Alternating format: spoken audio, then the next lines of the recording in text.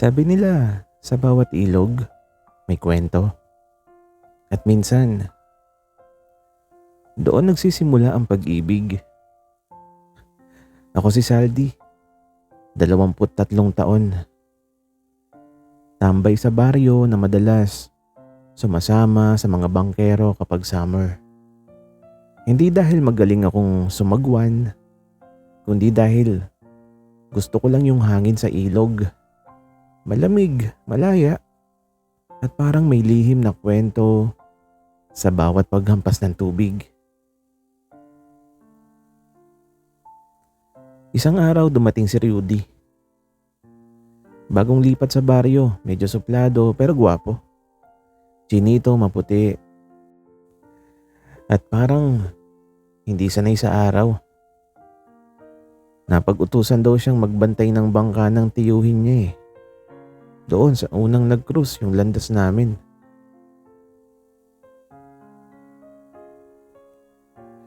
Marunong ka ba magsagwan? Tanong ko habang nakaupo sa gilid ng bangka. Ay, hindi pa masyado.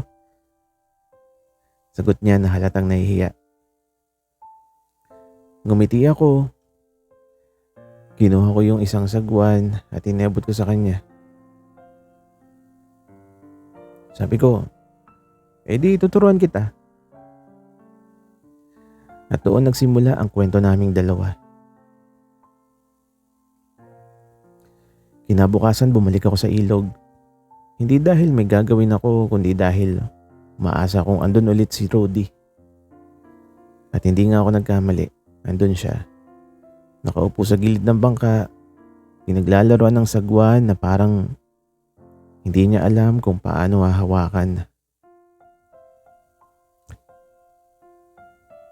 Uy, hindi yan laruan, sagwan yan. Hindi espada. Bati ko, sabay lapit. Napatawa siya, pero halatang nahihiya. Sabi pa niya, ewan ko ba, parang ang hirap kasi, ang bigat. At ito, lumapit ako sa likod niya. Hinawakan ko yung kamay niya para maitama yung anggulo. Ganito dapat mahigpit pero hindi masyadong madiin. Relax ka lang. Wika ako. Dumikit ang braso ko sa kanya habang tinuturo ko yung tamang galaw. At sa di inaasahang pagkakataon, parang tumigil ang ilog. Ang naririnig ko lang, yung tibok ng puso ko na halos lumalagpas sa tenga ko. Ganito ba? Tanong niya sabay tingin sa akin. Doon ko lang napansin ang lapit ng mukha namin. At sa sobrang kaba, bigla akong binitiwan yung sagwan. Diretso sa tubig at lumubog kaagad. Ay, yung sagwan! Sigaw ko. Sabay talon para habulin. Si Rudy naman tawa ng tawa. Sabi niya, ano ba yun? Ikaw pa yung nagtuturo, ikaw pa yung nakabitiw. Pag-ahon ko, basang-basa ako. Pero di ko alam kung anong mas nakakahiya. Yung basang damit ko o yung ngiting hindi ko maipaliwanag habang nakikita kong tuwang-tuwa siya sa akin. At doon ko na-realize baka hindi lang tubig ang dahilan kung bakit ako laging bumabalik sa ilog. Kinabukasan ulit, akala ko hindi napupunta si Rudy. Pero maya-maya dumating siya. Dala-dala yung paborito kong tinapay mula sa tindahan ni Aling Sion. Para sa'yo, sabi niya sabay abot. Napakamot ako sa ulo. Sabi ko, wow binibili mo na rin ako ng almusal ngayon? Wika ako. Pasensya na kasi kahapon natawa ko ng sobra nung nabitiwan mo yung sagwan eh. Eto, pangbawi. Wika naman niya. Ngumiti ako pero sa loob-loob ko. Ang saya ko lang. Hindi dahil sa tinapay kundi dahil naisip niya ako. Umakyat kami pareho sa bangka. Siyang nasa harap, ako sa likod. Doon nagsimula yung parang ensayo namin ng sagwaning hindi matapos-tapos. Ang ending, mas marami kaming tawa kaysa sa tamang paggalaw. Rudy, ano ba? Ang layo ng liko natin. Baka umabot na tayo sa kabilang baryo nito. Wika ako. Kasi naman ang bilis mo kasing sumagwan. Hindi ko nasasabayan. Sagot niya. Sabay hampas ng tubig. Gamit ang sagwan sa direksyon ko. Diretso sa mukha ko yung tubig. Gago ka. Sigaw ko, sabay gante. Nagpaluan kami ng sagwan na para mga batang naglalaro. Halos matumbay yung bangka sa kakatawa namin. Pero sa gitna ng tawanan, napatingin ako sa kanya. Basang-basa yung buhok, kumikintab sa araw, tapos yung ngiti niya, parang mas maliwanag pa sa sikat ng araw sa ibabaw ng ilog. At doon, unti-unti kong naramdaman. Baka hindi na lang talaga to simpleng pagtuturo ng sagwan. Baka unti-unti na akong sinasagwan palapit sa puso niya. Habang tumatagal, mas dumadalas yung pagsama ko kay Rudy. Dati tambay lang ako sa ilog para magpalamig, pero ngayon halos araw-araw na akong umaasa na makita siyang nakaupo sa bangka. Bit-bit yung ngiti na para bang ako lang ang hinihintay. Rudy! Tawag niya. Minsan habang nag-ehersisyo kami ng sagwan. Bakit? Sagot ko na nakatalikod pa. Tahimik siya sandali. Sabi niya, wala lang. Buti, sinamahan mo ako dito. Kasi kung ako lang, baka sumuko na ako kaagad. Napatingin ako sa kanya. Nakaupo siya, nakahawak sa sagwan at nakayuko. Sabi ko, bakit ka naman susuko? Hindi ko kasi porte ito City boy ako. Sanay sa kalsada, hindi sa ilog. Pero dahil ikaw yung kasama ko, parang kaya ko. Wika niya na tumingin siya sa akin at ngumiti. Biglang parang lumamig ang hangin. Kahit tirik na tirik ang araw, kinilabutan ako. Pero hindi dahil sa malamig, kundi dahil sa mga salitang lumabas sa bibig niya. Para akong nalunod sa ngiti niya.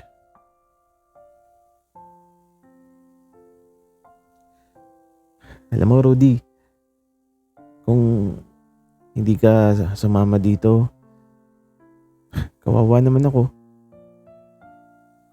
Sino pa bang magpupulot ng sagwan na nabibitiwan ko? Sabi ko, na parang pinipilit kong gawing biro. Nagkatawanan kami pero sa loob-loob ko may lihim na akong nararamdaman. Hindi ko pa kayang sabihin at sa gitna ng ilog na yon, habang nakatingin ako kay Rudy, alam kong hindi na lang tubig yung dumadaloy sa paligid ko. May bago na ring agos sa puso ko.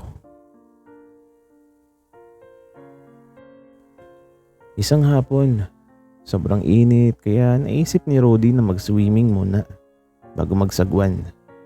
Ako naman, game na kaagad.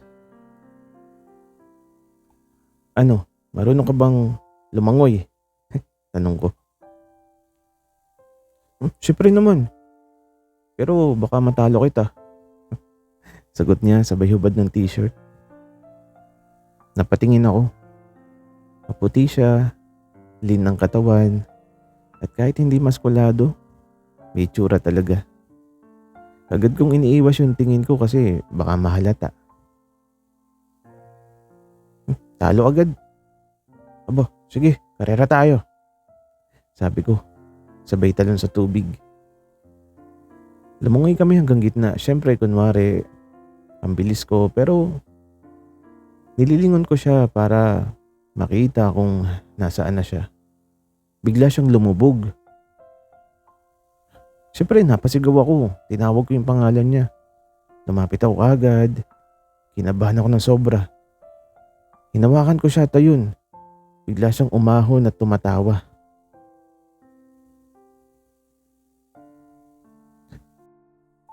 Visit ka. Akala ko totoo. Wika ako. Ano ba? Para makita ko lang kung aalalahanin mo ko. Sagot niya sabay kindat. Natahimik ako. Di ko alam kung anong isasagot. Sa halip, sinabuyan ko na lang siya ng tubig. Sira ulo. Pero syempre, aalalahanin kita. Kahit hindi ka magpanggap na lumulubog. Nagkatampisawan kami ulit at sa gitna ng tawanan, nahawakan niya yung kamay ko. Hindi niya agad binitiwan. Naramdaman ko yung init ng palad niya sa ilalim ng tubig. At kahit wala siyang sinasabi, parang malinaw sa akin ang mensahe. Hindi na to basta tuksuhan lang. Isang gabi nagaya si Rudy na magsagwan kami kahit madilim. Masarap daw sa gabi, tahimik ang ilog. Sabi niya. Medyo kinabahan ako pero sumama pa rin. At totoo nga, ibang klase ang vibe. Walang ingay kundi hampas ng tubig at huni ng kuliglig. Tahimik kami habang sumasagwan.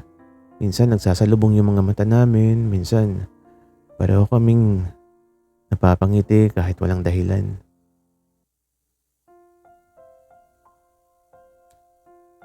Seldi, kung sakali, kung may lihim ako, okay lang ba? Wika niya. Napatingin ako sa kanya. Kita ko yung seryoso niyang mukha na parang may gustong sabihin pero hindi makalabas. Kaya sabi ko, depende. Kung lihim mo may asawa ka na pala sa Maynila, di hindi okay. Natawa siya pero agad din siyang natahimik. Sabi niya, wala akong asawa. Pero may mga bagay na nahihirapan akong ipaliwanag.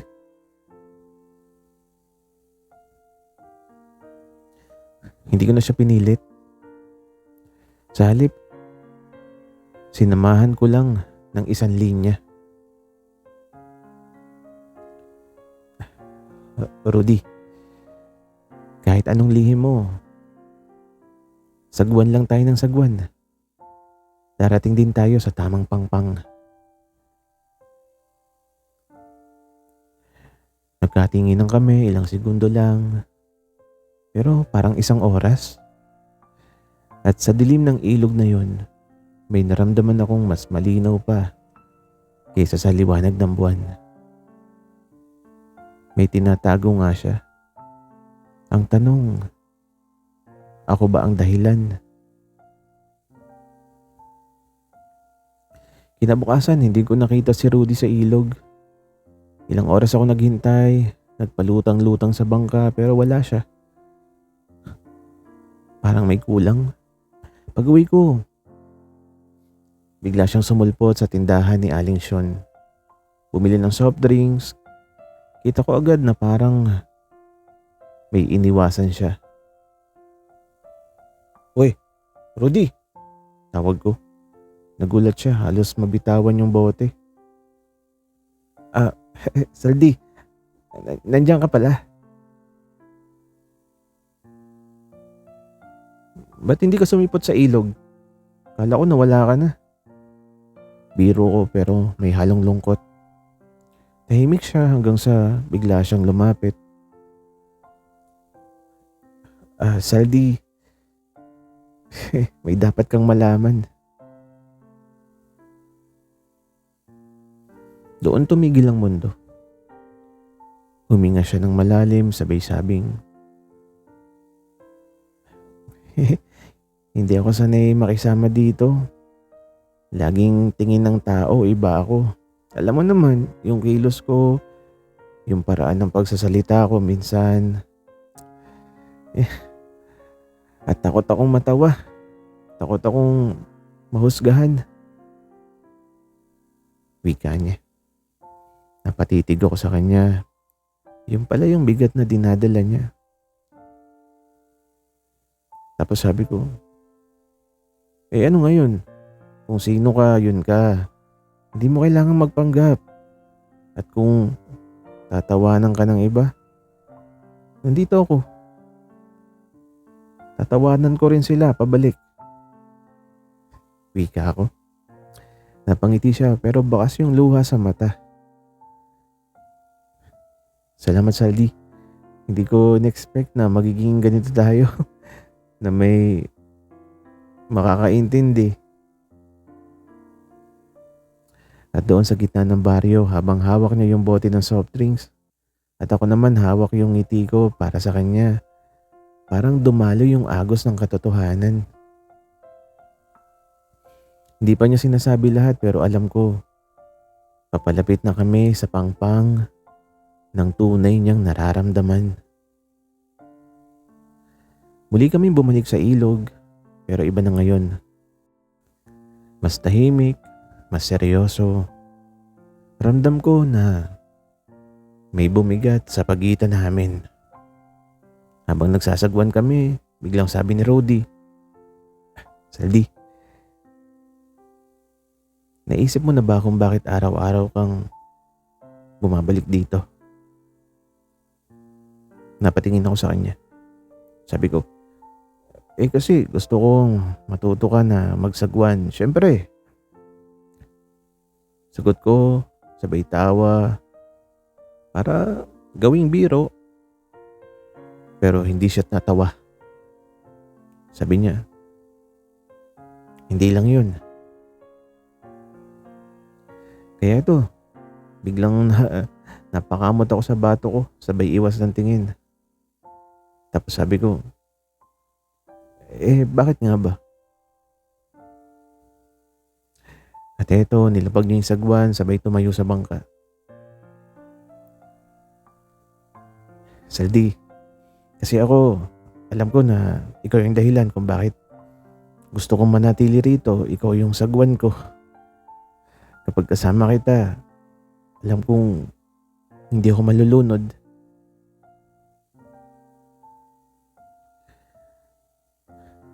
Parang tumigil yung mundo. Ako naman biglang nataranta. Aba, Rudy, huwag kang tumayo dyan. Malulunod ka talaga. At ayun na nga, biglang natumba yung bangka. Sabay kaming lumubog. Nang umahon kami, pareho kaming nagtatawanan. Kahit halatang nag-aalangan ako sa narinig ko. Sa pagitan ng halakhak, bigla niya akong tinapik sa balikat. Sabi niya, basta, Saldi, gets mo na siguro. Kaya hindi ko na siya sinagot. Pero, totoo, gets ko na. Ang problema, handa na ba ako? Matapos yung aksidenteng pagtumba ng bangka, ilang araw kong hindi mapakali. Paulit-ulit sa isip ko yung sinabi ni Rudy. Yung sabi niyang, ikaw yung sagwan ko. Hanggang sa isang gabi, nagkayayaan kami ulit. Tahimik, parehong nakaupo sa bangka. Nakatingin sa tubig na parang salamin ng buwan. Rudy, ano ba talaga yung ibig mong sabihin nung sinabi mo, yung sinabi mo noon? At eto, huminga siya ng malalim. Sabi niya, Saldi, gusto kita. Simula pa nung turuan mo ako magsagwan. Naramdaman ko, akala ko pansamantala lang pero habang tumatagal, lalo lang lumalalim.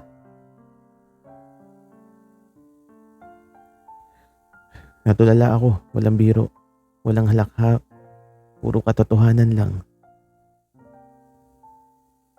Tapos sabi pa niya, kung ayaw mo, okay lang.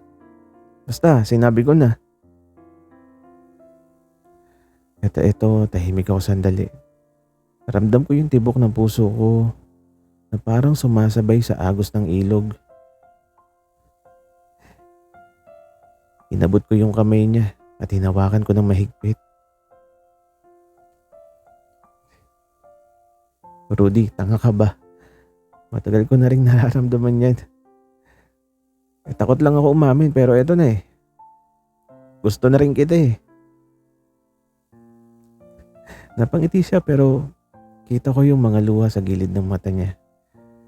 At doon sa gitna ng ilog sa ilalim ng buwan, walang tao kundi kami lang dalawa. Nagyakap kami, para kaming dalawang bangkang matagal ng pag-alagala pero sa wakas, nagtagpo sa iisang pangpang. Pagkatapos ng gabing umamin kami sa isa't isa, parang nag-iba na ang lahat. Ang ilog na dati palaruan lang, ngayon ay naging saksi sa pagmamahala namin ni Rudy. Araw-araw magkasama pa rin kami pero hindi na lang basta tuksuhan, hindi na lang simpleng sagwanan, may halong hawak kamay, mga patagong titig at minsan mga halik na mabilis na ninanakaw bago may makakita.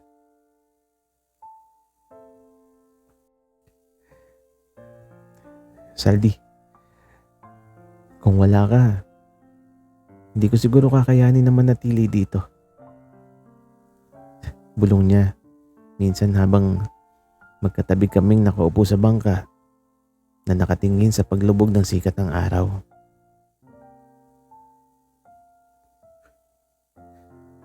Anong wala ka dyan? Sagwan lang tayo ng sagwan, kahit sandalahin ng agos basta magkasama. Hindi tayo maliligaw. Wika ako naman. Napahawak siya sa balikat ko, sabay idinantay ang ulo niya. Ramdam ko yung init ng katawan niya laban sa akin. Habang ang ilog naman ay patuloy na dumadaloy na parang musika. At doon ko na-realize, hindi na mahalaga kung saan kami dalahin ng panahon. Ang mahalaga, pareho kaming humahawak sa sagwan, sabay lumalaban sa agos, sabay umaabot sa pangpang ng kinabukasan. At oo, sa wakas natagpuan ko na. Hindi lang isang kaibigan, hindi lang isang bangkero, kundi ang pag-ibig na matagal kong hinihintay.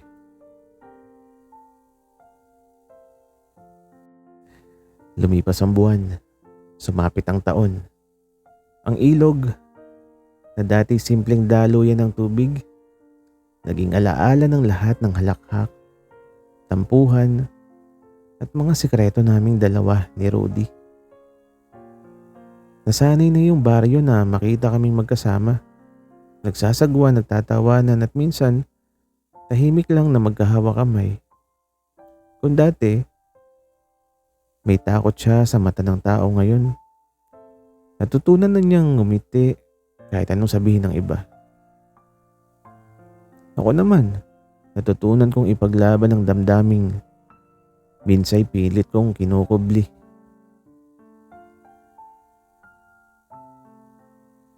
Hanggang sa dumating yung araw na wala na kaming dapat itago.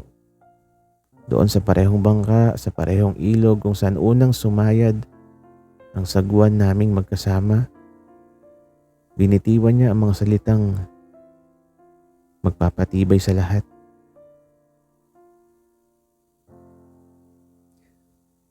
Saldi, kahit saan tayo dalahin ng agos, ikaw yung gusto kong kasama habang buhay. At sinagot ko siya. Hindi na biro, hindi na may kaba, kundi buong tapang at buong saya. Rudy, ikaw yung pangpang ko. At doon nagsara yung kwento naming nagsimula sa isang sagwan, pero nagtuloy-tuloy sa isang walang hanggang paglalakbay.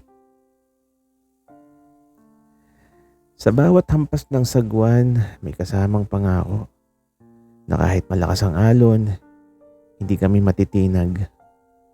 Na kahit may unos na dumating, hindi kami maliligaw. Ang ilog na minsang saksi sa aming kabataan, ngayon ay saksi sa aming tunay na pagmamahalan. Kung saan ang dalawang pusong takot lumubog, natuto sa huli, na lumangoy, magsagwan, at magmahal ng sabay. Paglipas ng panahon, hihina ang mga braso, mabubura ang mga tawa sa tubig ng alaala, ngunit hindi mawawala ang isang katotohanan na sa dulo ng lahat ng agos, sa pangpang ng aking buhay, ang pangalan na nandyan ay iisa, Rudy. At dito nagtatapos ang lihim kong pag-amin. Ako si Saldi, at sa bawat sagwan ng aking puso, ang direksyon ay patungo lamang sa kanya. Sana'y nagustuhan nyo ang aming kwento. Maraming salamat sa inyong pakikinig.